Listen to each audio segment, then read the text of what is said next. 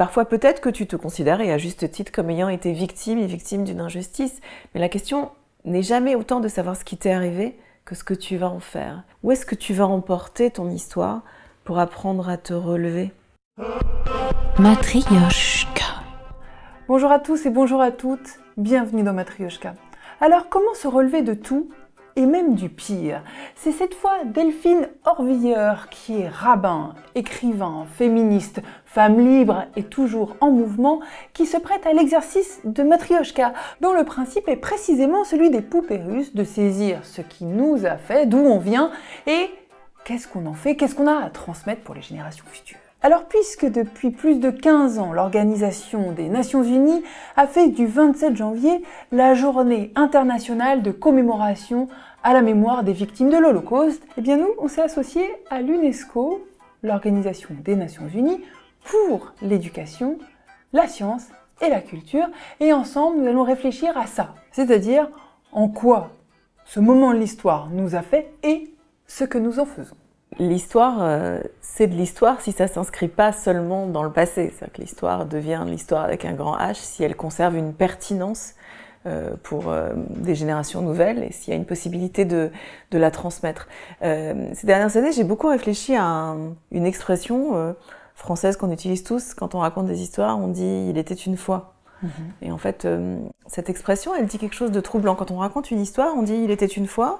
Et on utilise l'imparfait, il était une fois, qui est en français un temps qu'on utilise pour raconter l'habitude, quelque chose qui se reproduit plusieurs fois. Par exemple, si je vous dis « quand j'étais petite, je faisais mes devoirs, je mangeais de la soupe, j'écoutais mes parents », je vous dis qu'il s'est passé des événements à répétition. C'est ça le temps de l'imparfait, une histoire qui se répète.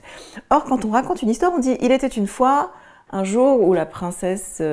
a été kidnappé, le dragon a voulu combattre le chevalier, etc. » Donc, on fait semblant de raconter une histoire qui s'est passée une fois. Et on raconte aux enfants une histoire comme si elle avait eu lieu et que c'était fini. Mais on leur donne un indice. On leur dit « il était une fois » et en utilisant l'imparfait, en fait, on leur fait bien comprendre que les histoires qu'on leur raconte ne se sont pas passées. Elles se passent et elles se passent encore et elles se repasseront.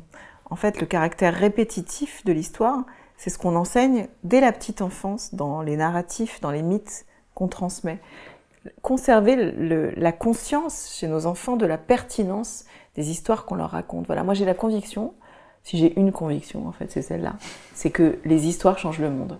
Et que, en réalité, la façon dont on se raconte nos histoires individuelles ou nos histoires collectives, ont la capacité de changer le monde.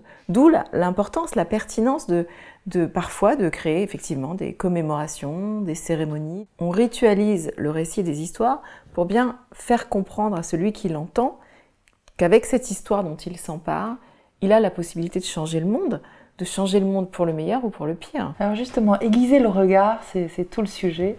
Là, on va parler de l'Holocauste.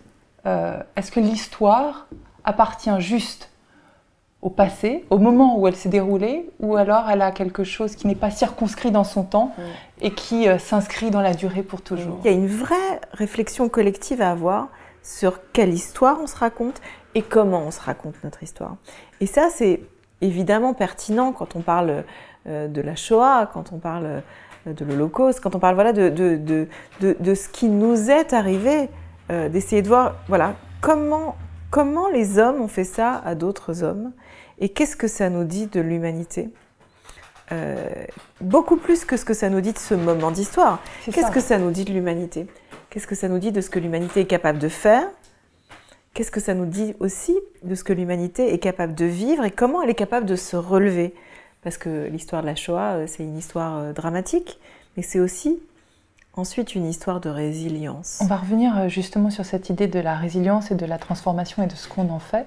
Mais je voudrais qu'on reste encore sur ce rapport à l'histoire. Vous dites que c'est donc une histoire que l'on raconte, c'est pas une photographie, c'est un récit d'une certaine façon.